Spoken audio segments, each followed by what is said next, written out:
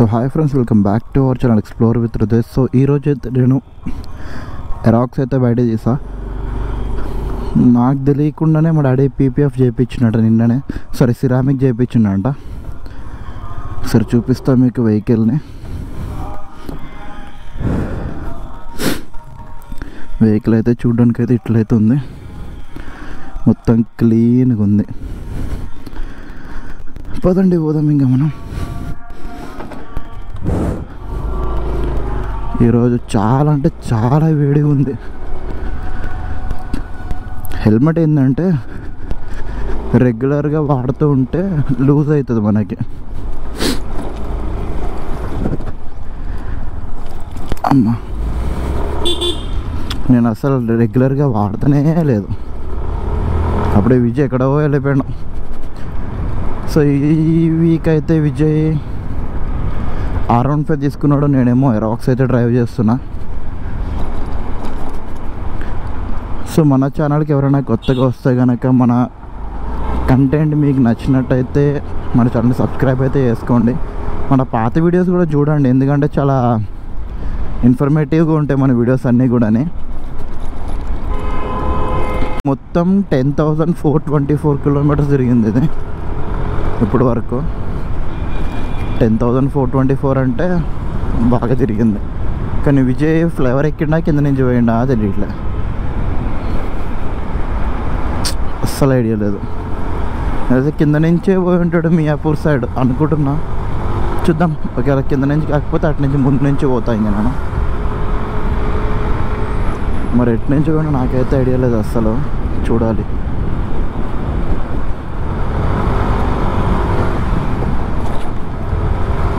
ఇక్కడ ఎక్కడైనా మిస్ అయితే ఫోన్ చేస్తాడు కానీ నాకు. సో వ్యూ ఎట్లా వస్తుందో నాకు కింద కామెంట్ అయితే చేయండి. ఎందుకంటే నేను మొన్న R15 మీద తీసినా కదా వ్లాగ్, అది ఎట్లా ఉంది. దానికైతే నేను ఎడిటింగ్ చేస్తున్నప్పుడు చూసుకున్నా, కరెక్ట్గా ఉంది యాంగిల్ అయితే మాత్రం. దీనికి ఎట్లుంది ఐడియా లేదు అస్సలు. అంటే ఇది ఎక్కడి వరకు పడుతుంది అర్థం కావట్లేదు ఫ్రేమ్ అనేది. సో ఈరోజు ఎవరెవరు ఓటు వేస్తున్నారో కింద కామెంట్ చేయండి. ఏ పార్టీకి వేస్తున్నారని కామెంట్ అయితే వద్దులేండి, ఎందుకంటే మళ్ళీ కాంట్రవర్సీ కింద అయిపోతుంది అది. ఎవరెవరు ఓటు వేస్తున్నారో కింద కామెంట్ అయితే చేయండి నాకు. ఇంకా అట్లనే ఈ వీడియో చూస్తున్న వాళ్ళకి ఏ వెహికల్ ఉంది, వాళ్ళకి ఎంత మైలేజ్ వస్తుంది, వాళ్ళ ఇప్పుడు వరకు అచీవ్ అయిన టాప్ స్పీడ్ ఎంత, కామెంట్ అయితే చేయండి. చూద్దాం ఎంతమందికి వెహికల్స్ ఉన్నాయి, ఎంత మైలేజ్ వస్తుంది, ఎంత అంటే ఎంత టాప్ స్పీడ్ అచీవ్ అయ్యారని కూడా తెలుస్తుంది మనకి. నాదైతే మీకు ఆల్రెడీ తెలుసు, నా R15 అయితే 145 దాకా వెళ్ళిన. ఇది వచ్చేసి 131 ఆ చేంజ్ దాకా వెళ్ళిన. ఇంకా దానికంటే ఎంత గుంజినా కూడా వెళ్ళట్లేదు. కాకపోతే ఏంటంటే మనం ఎయిర్ ఫిల్టర్ కానీ ట్యూనింగ్ కానీ చేయించుకుంటే ఇది కూడా చాలా బాగా వెళ్తుంది నేను చెప్పాలంటే. కాకపోతే మనం చేయించాలి కానీ అది మళ్ళీ పెద్ద తతంగం ఉంటుంది.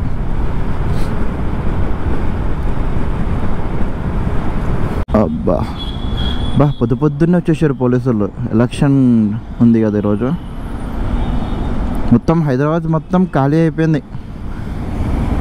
ఎందుకంటే మొత్తం ఆంధ్ర వాళ్ళందరికీ, నేను చెప్పాలి నేను కూడా ఆంధ్రానే, కాకపోతే ఏంటంటే నాకు ఓటు అనేది ఇక్కడే ఉంది.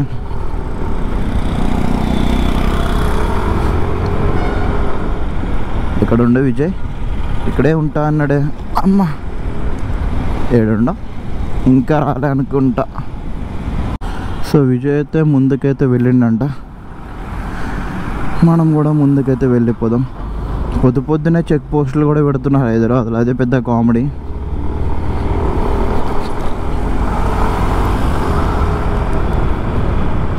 సో విజయ్ అయితే లెఫ్ట్ సైడ్లో ఆగిండు కదా, అక్కడ ఆగిండు. నేను లాస్ట్ వీడియోలో చెప్పినా కదా NS200 చేద్దామని. కాకపోతే ఇప్పుడైతే NS200 అయితే లేదు, ఎందుకంటే మా ఫ్రెండ్ ఊరు వెళ్ళిండు అనమాట. బైక్ తోటి వెళ్ళిండు, అది కూడా అతను వచ్చిన తర్వాత వెహికల్ అడిగి రివ్యూ అయితే చేస్తానండి. దాన్ని టాప్ స్పీడ్ అట్లనే రివ్యూ అన్నీ కూడా చేస్తా. సో విజయ్ కూడా వచ్చేసిండు. నేను దాన్ని సర్వీసింగ్ చేయించాల. ఆల్మోస్ట్ 3 months పైన అయిపోతుంది సర్వీసింగ్ చేయించుతుంది. సర్వీసింగ్ చేయకపోతే అదొక బాధ. ఎందుకంటే మనం కొట్టేటికి సర్వీసింగ్ ఆన్ టైంలో ఉండాలి, లేదంటే ఇంజిన్ ప్రాబ్లం అయిపోతుంది. ఏం లేదు ఇంకా.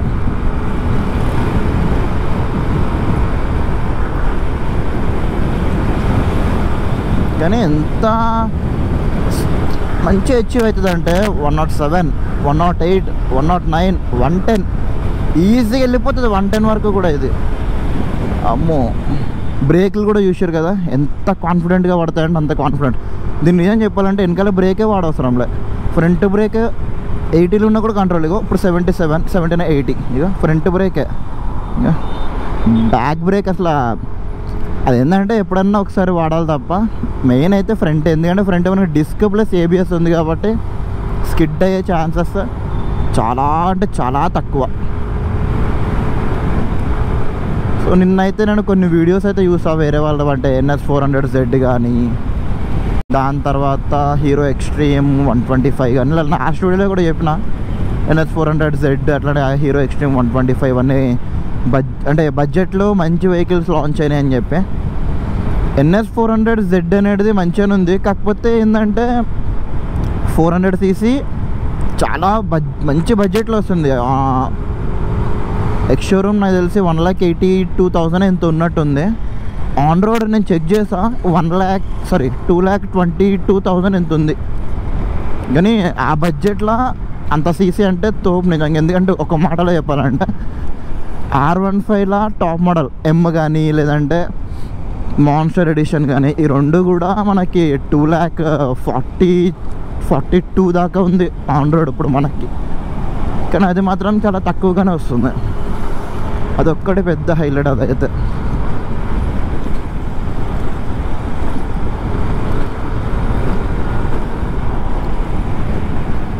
అంటే మనకి R15 ప్లేస్లో 155cc దగ్గర మనకి 400cc అంటే టెక్నికల్గా మాట్లాడితే 378.3cc ఎంత ఉంది. అది నేను నిన్న నార్మల్ టెక్నికల్ స్పెసిఫికేషన్స్ అయితే చూసిన 378.3cc ఉంది. అది పవర్ అండ్ టార్క్ కూడా మంచిగా ఉంది.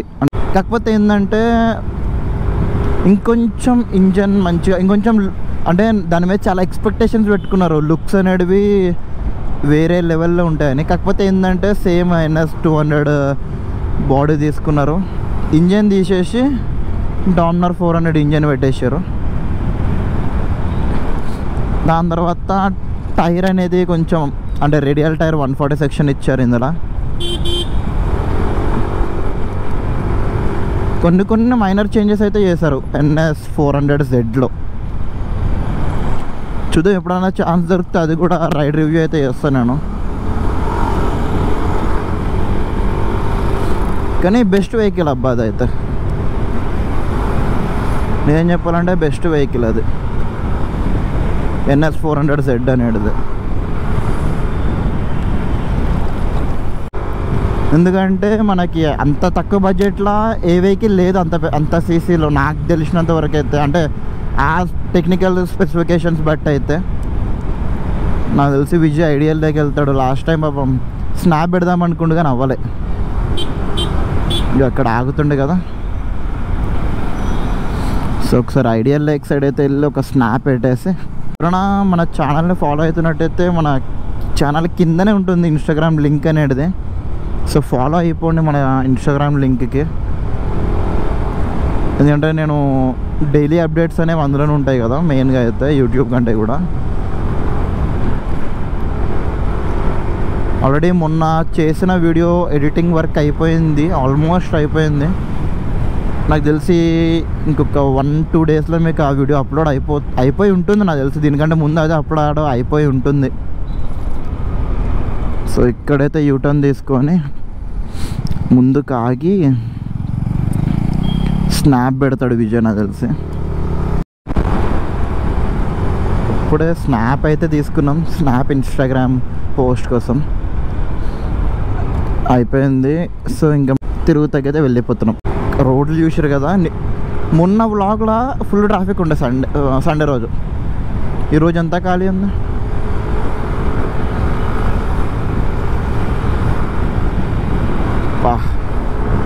కానీ ఇది కూడా చాలా మజా వస్తుంది అనమాట ఈ వెహికల్ నడుపుతా కూడా. సేమ్ R15 గేర్ వెహికల్లో అది ఎంత మంచి అనిపిస్తుందో ఇది CVT అంటే ఆటోమేటిక్ ట్రాన్స్మిషన్లో ఇదంత మజా అనిపిస్తుంది చెప్పాలంటే.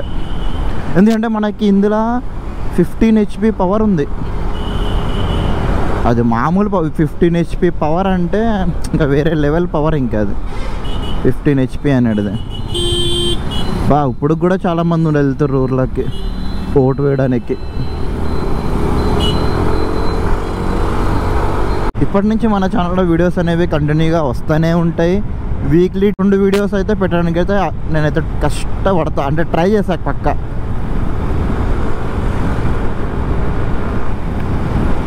నాకు తెలిసి మీకు లాస్ట్ వీడియోలో కూడా సేమ్ రోడ్ అయి ఉండొచ్చు, కాకపోతే కంటెంట్ అనేది కొంచెం వేరే ఉండదు. ఇప్పుడు ఇంకొకటి ఏంటంటే NS400 నాకు ఎక్కడ బాగా నచ్చిందంటే ప్రైసింగ్ ఒకటి.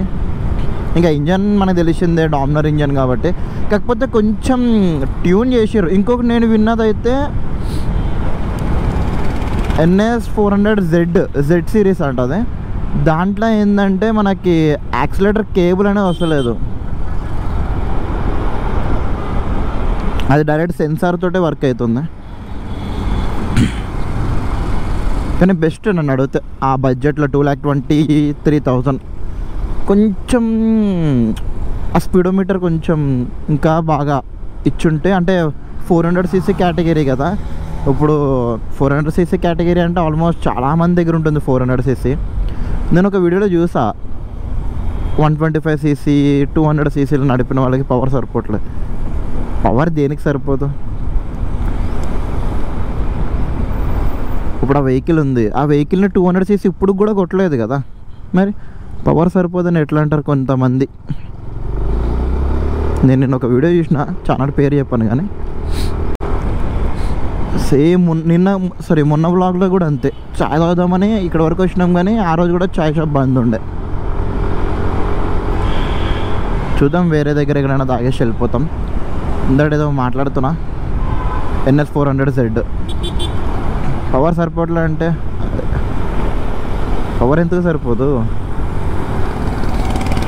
MT ఎక్కలేదు, NS200 కూడా తీసుకోవచ్చు. NS200లో R15 కంటే కూడా పవర్ ఎక్కువ. కాకపోతే ఏంటంటే ఇనీషియల్గా పికప్ ఉంటుంది ఆ వెహికల్స్, కానీ టాప్ ఎండ్కి వచ్చేసరికి లాంగ్ రేస్ అయితే మాత్రం R15 విన్ అవుతుంది. ఎందుకంటే దాని గేర్ రేషియో అట్లా ఉంటుంది, ఇంజన్ ట్యూనింగ్ కూడా అట్లానే ఉంటుంది. ఇవేంటంటే స్టార్టింగ్లో అంటే అబౌట్ 200cc గురించితో కంపేర్ చేస్తే R15 అనేది కానీ MT అనేది కానీ స్టార్టింగ్లో ఉరకదు. మెల్లగా మెల్లగా పవర్ తీసుకుంటుంది. అప్పుడు ఇంకెక్కడ ఆగదు, ఒక లెవెల్లో పోతుంది వెహికల్ అనేది. కాకపోతే ఇప్పుడున్న దాంట్లో అయితే నన్ను అడిగితే స్పోర్ట్స్ కేటగిరీలో అంటే కొంచెం ఫేరింగ్ వెహికల్ కావాలనుకుంటే R15 బెస్ట్ ఇప్పుడు వరకు ఉన్న వాటిలో. ఎందుకంటే నేను వాడుతున్నా అని కాదు కానీ, ఎందుకంటే కొంచెం నేను వాడుతున్న దాన్ని బట్టి కూడా చెప్తున్నా. దాని ఇంజన్ కానీ, దాని పవర్ కానీ, దాని రైడింగ్ ఫీలింగ్ కానీ, దాని బ్రేకింగ్ కానీ, టైర్ గ్రిప్స్ కానీ టాప్ నాచ్ ఉంది మొత్తం అంతా కూడా. ఇప్పుడు వరకు నాకు ఎట్లాంటి ఇష్యూ రాలేదు అందులో, ఒక్కసారి కూడా రాలేదు ఇప్పటికి వచ్చి. ఇప్పుడు బ్యాటరీ అనేది ఎవ్రీ 2 yearsకి ఒకసారి చేంజ్ చేయాల్సిందే కంపెనీ నుంచి వచ్చేది, దానికి ఎవరు ఏం చేయలేరు. అట్లాంటివి కాదు, ఇంజన్లోంచి అంటున్నా. ఇంజన్ నుంచి అయితే ఇప్పటివరకు ఒక్క కంప్లైంట్ అయితే రాలే నాకైతే. టాప్ నాచ్ పర్ఫార్మెన్స్ అదైతే. కానీ రిఫైన్మెంట్ అయితే చాలా బాగుంటుంది ఇంజన్స్. అవి టైం టు టైం సర్వీసింగ్ చేయించాలి మనం. టైం టు టైం చేయించుకొని నువ్వెంతనో వాడుకో బాగుంటుంది. వీళ్ళు సడన్గా దాటుతారు ఇక్కడ. ఇంజన్ పర్ఫార్మెన్స్ అయితే మాత్రం టాప్ నాచ్, ఇంకా దాని గురించి మాట పెట్టక్కర్లేదు ఎక్కడ కూడా.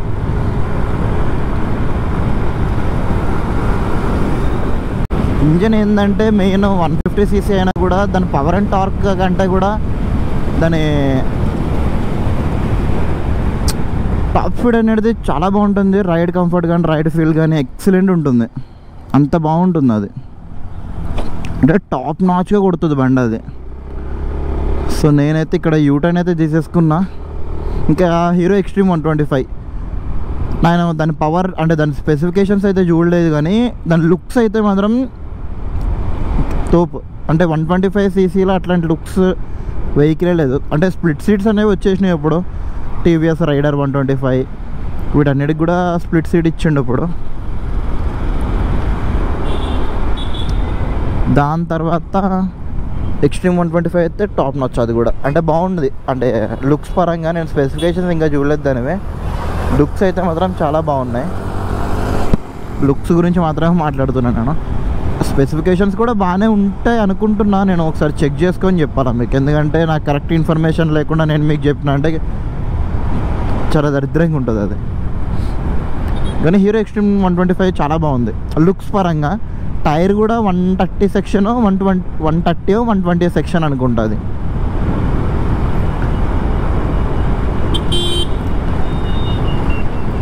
దాని తర్వాత మళ్ళీ మనకి ఇంకా కొత్తగా మార్కెట్లో లాంచ్ అయినవంటే ఎలక్ట్రిక్ వెహికల్స్ కొన్ని ఉన్నాయి. అదే వాటి గురించి సపరేట్గా వీడియో అయితే తీయాలి నేను, ఎలక్ట్రిక్ వెహికల్స్ గురించి. ఎందుకంటే పెట్రోల్ వేరు, ఈవీస్ వేరు కాబట్టి, ఇంజన్ వేరు మోటార్ వేరు కాబట్టి దీనికి చాలా డిఫరెన్స్ ఉంటుంది. చూద్దాం, దాని గురించి కూడా ఒక మంచి వీడియో కింద అయితే, అంటే ఒక సిరీస్ కింద అయితే చేస్తా. అంటే ఇప్పుడు కొన్ని ఎలక్ట్రిక్ వెహికల్స్ తీసుకొని వాటి కంపారిజన్ కానీ టాప్ స్పీడ్స్ కానీ ఇవన్నీ చెక్ చేద్దాం. సో నేనైతే ఇక్కడతో ఈ వ్లాగ్ అయితే ఎండ్ అయితే చేస్తున్నా. సో ఈ వ్లాగ్ మీకు నచ్చినట్టయితే తెలుసు కదా, మన ఛానల్ సబ్స్క్రైబ్ చేసుకొని పక్కన ఉన్న బెల్ ఐకాన్ అయితే యాక్టివేట్ అయితే చేసుకోండి. వీడియోని లైక్ చేయడం మాత్రం మర్చిపోకండి. నెక్స్ట్ వీడియోలో మళ్ళా కలుద్దాం.